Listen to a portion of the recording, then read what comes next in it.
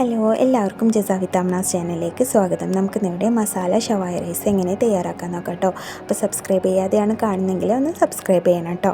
അപ്പോൾ നമുക്ക് എന്തൊക്കെ വേണ്ടതെന്ന് നോക്കാം. സവാള എടുത്തിട്ടുണ്ട്, ഇഞ്ചി, ഹാഫ് ലെമണ്, പിന്നെ പച്ചമുളക്, വെളുത്തുള്ളി, മാഗി ക്യൂബ്, തക്കാളി ഇത്രയും ചേർത്ത് കൊടുക്കുക കേട്ടോ. നല്ല അടിപൊളി ടേസ്റ്റാണ് കേട്ടോ. ഇത് എല്ലാവരും തയ്യാറാക്കിയൊക്കെ നോക്കണേ. ഇതാ ഇത്രയും ഇട്ട് കൊടുത്തിട്ടുണ്ട്. ലെമണൊന്ന് സ്ക്വീസ് ചെയ്ത് ഒഴിച്ച് കൊടുത്തിട്ടുണ്ട് കേട്ടോ.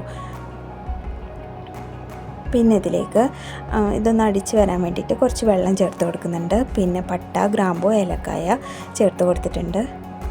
പിന്നെ ആവശ്യത്തിന് മുളക് പൊടി, മഞ്ഞൾപ്പൊടി, മല്ലിപ്പൊടി ഇത്രയും ചേർത്ത് കൊടുക്കുന്നുണ്ട് കേട്ടോ. ഇപ്പം നമ്മളിൽ ചിക്കൻ എന്തോരം ഉണ്ടെന്നുണ്ടെങ്കിൽ അതിനനുസരിച്ചിട്ട് ഈ മസാലയും കൂടിയിട്ട് കൂട്ടി കൊടുക്കണം കേട്ടോ. ഞാനിവിടെ 1 കിലോ ചിക്കനാണ് കേട്ടോ എടുത്തിട്ടുള്ളത്.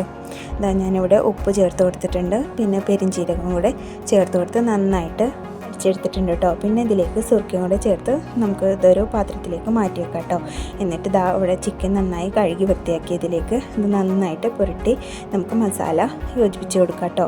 ഞാനിത് തലേ ദിവസം ആക്കി വെച്ചിട്ട് ഫ്രിഡ്ജിൽ വെച്ച് പിറ്റേ ദിവസമാണ് കേട്ടോ അത് തയ്യാറാക്കുന്നത്.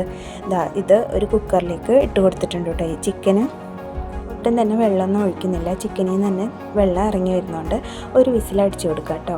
ഇത്രയും വെള്ളം അതിൽ നിന്ന് ഇറങ്ങി വന്നിട്ടുണ്ട്. ഇനി ഈ ചിക്കൻ്റെ വെള്ളം ഉപയോഗിച്ചിട്ടാണ് കേട്ടോ നമ്മൾ റൈസ് തയ്യാറാക്കുക. അപ്പോൾ ഈ ചിക്കൻ എടുത്ത് മാറ്റി ഒരു പാനിലേക്ക് വെച്ച് കൊടുത്തിട്ട് ഓയിൽ ഒഴിച്ച് കൊടുക്കുക കേട്ടോ. എന്നിട്ട് ഇത് നമുക്കൊന്ന് നന്നായിട്ട് ഫ്രൈ ചെയ്തെടുക്കാം. ഒരു ഭാഗം ഫ്രൈ ആയി വരുമ്പോൾ നമുക്കതൊന്ന് മറിച്ചിട്ട് കൊടുക്കാം കേട്ടോ. ഈ ചിക്കൻ തന്നെ ഈ മസാല ആയി കഴിഞ്ഞാൽ നമുക്ക് ചപ്പാത്തിക്കോ ഇതിക്കൊക്കെ വേണമെങ്കിൽ കഴിക്കാം കേട്ടോ. റൊട്ടി, പത്തിരി എല്ലാത്തിക്കും കഴിക്കാം. ഞാനിവിടെ റൈസിൻ്റെ കൂടെയാണ് കഴിക്കുന്നത്. ബാക്കിയൊന്ന് ഈ മസാല ഉണ്ടല്ലോ അതും കൂടി ഈ ചിക്കനിൽ ഫ്രൈ ആയി വരുമ്പോൾ അതിലേക്ക് ചേർത്ത് കൊടുക്കാം. ആ പാത്രത്തിൽ തന്നെ കുറച്ച് വെള്ളം കൂടിയിട്ട് ഒഴിച്ച് കൊടുക്കാം കേട്ടോ. എന്നിട്ട് നന്നായിട്ട് ഇത് ചെറിയ തീയിൽ നന്നായിട്ട് മസാല ആക്കിയെടുക്കാം. ഇത് മസാലയായി വന്നാൽ തന്നെ നല്ലൊരു സ്മെല്ലൊക്കെ ഉണ്ടാവും കേട്ടോ.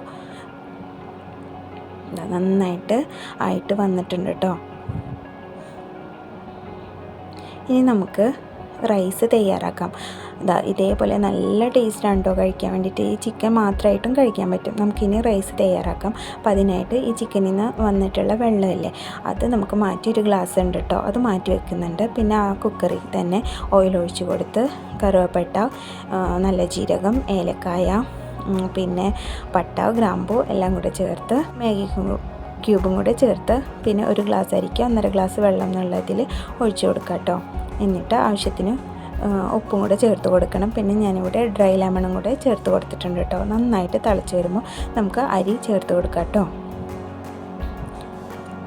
എന്നിട്ട് അതിന് മുകളിലേക്ക് ഒരു 4 പച്ചമുളകും കൂടെ ഇട്ട് നമുക്കത് കുക്കർ അടച്ച് വെച്ച് ഒരു വിസിൽ നല്ല ഹൈ ഫ്ലെയിമിലിട്ടിട്ട് വിസിലടുപ്പിച്ചെടുക്കാം. ഒരു 10-15 മിനിറ്റ് കഴിഞ്ഞാൽ ഇത് ഓപ്പൺ ചെയ്തെടുത്താൽ നമ്മളെ റൈസ് തയ്യാറായിട്ടോ.